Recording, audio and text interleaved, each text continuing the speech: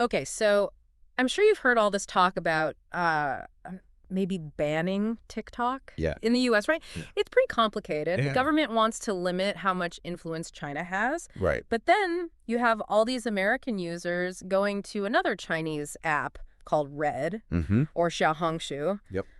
We looked into some reporting from CNBC about this, and it's Yep. kind of fascinating, you know? Fact Like, it is. what does it tell us about what's next for social media? Right. And are users basically making a choice, like features over privacy, maybe? Yeah, it is interesting, like Yeah. users are running away from one Chinese app to Right. go to another one. Exactly. The CNBC report even called them TikTok refugees. Haha.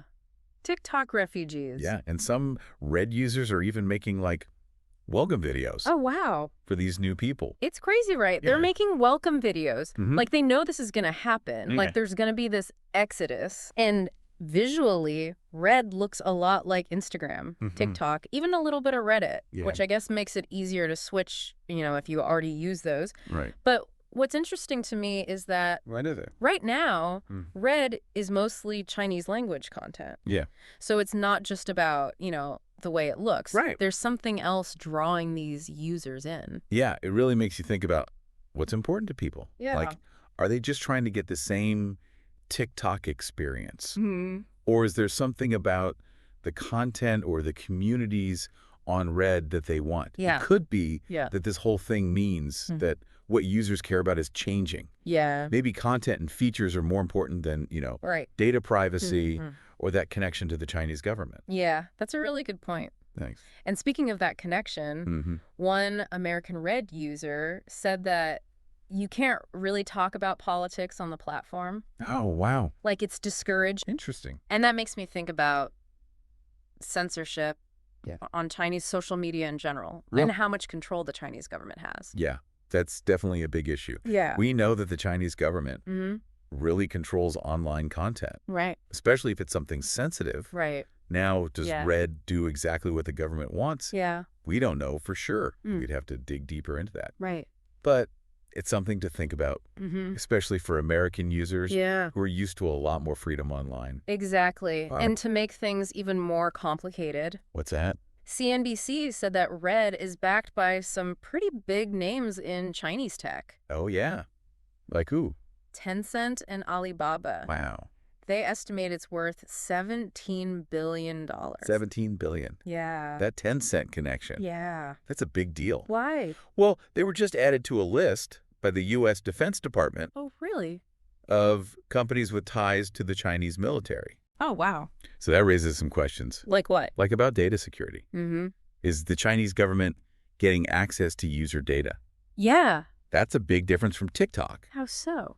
Well, ByteDance, their parent company, Mm-hmm. they've at least tried to distance themselves from the Chinese government. Right. Whether they've succeeded or not Yeah. is another question. It makes you wonder, right? Yeah. Like, even if we believe ByteDance, Right. are they more transparent than Red?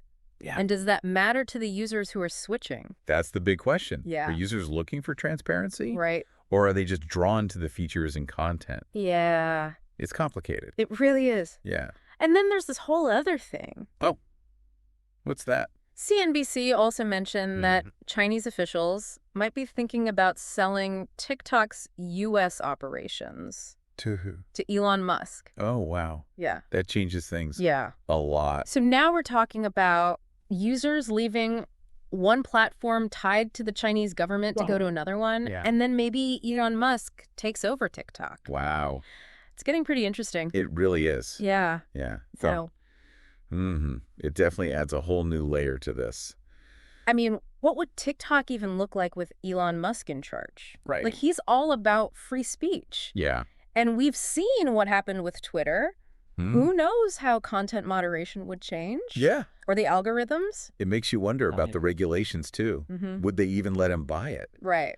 And then what does Musk even want to do with TikTok? Yeah.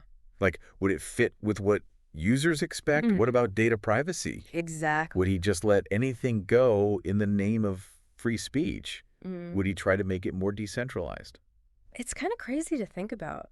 It is. It's like, yeah. on one hand, we're worried about censorship and privacy with Red. Right. And then on the other hand, there's Musk, who's totally unpredictable, Yeah. it really makes you ask, Yeah. what are people even looking for in social media these days?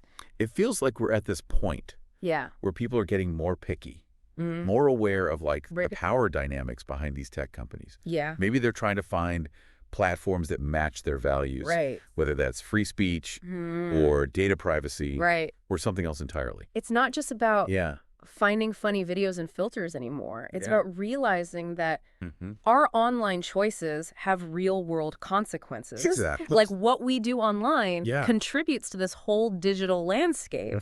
And then that landscape shapes us in return. Right. It's all connected. So zooming out a bit here, Okay. this whole situation Yeah. with Red getting bigger, Mm-hmm. maybe TikTok getting sold, Yeah.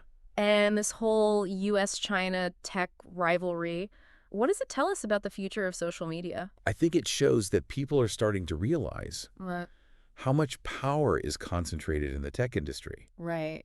They're seeing that their data is valuable, Yeah. and they're starting to ask questions Like what kind of questions? like, who controls that data? How are they using it? Right. There's this push for more transparency, Yeah. more control over personal information, Mm-hmm. and maybe even a desire for platforms that put users first. Instead of just profits, Exactly. it's like people are waking up Yeah. and realizing that their online activity Mhm. is connected to all these bigger things. It is. Geopolitical stuff, Right. economics, Mm-hmm. even ethics. Absolutely. It can be a lot to take in, honestly. Yeah. How do we even start to figure all this out? Well, I think the first thing is Yeah. admitting that there are no easy answers. Right. It's not about blindly trusting one platform Yeah. or hating on a whole company. Mm-hmm. It's about being informed, asking the right questions, Yeah. and realizing that our choices might change Right. as the whole digital landscape keeps changing. So it's a constant learning process.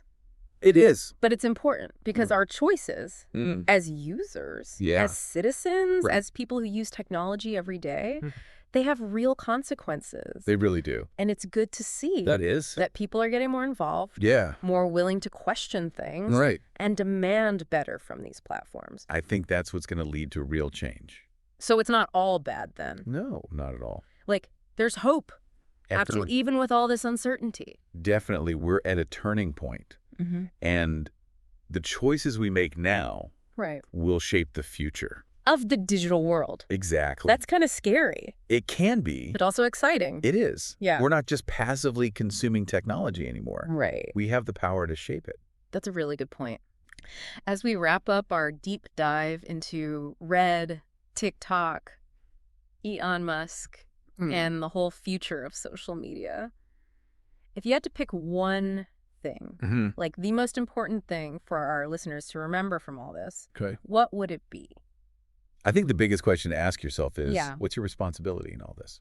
In shaping the future of technology, Exactly. it's not just about Yeah. which app you choose. Yeah. It's about realizing that your choices Yeah. affect the whole digital world. Exactly. It's about understanding that you have power as a user, Mm-hmm. as a citizen, as Right. someone who uses technology every single day. It's true. So Yeah. for everyone listening, as you're scrolling through your feeds, Right. as you're thinking about downloading that new app, Yeah. ask yourself, Ask yourself. what are my values? Mm-hmm. What kind of digital world do I want to live in? That's a good question.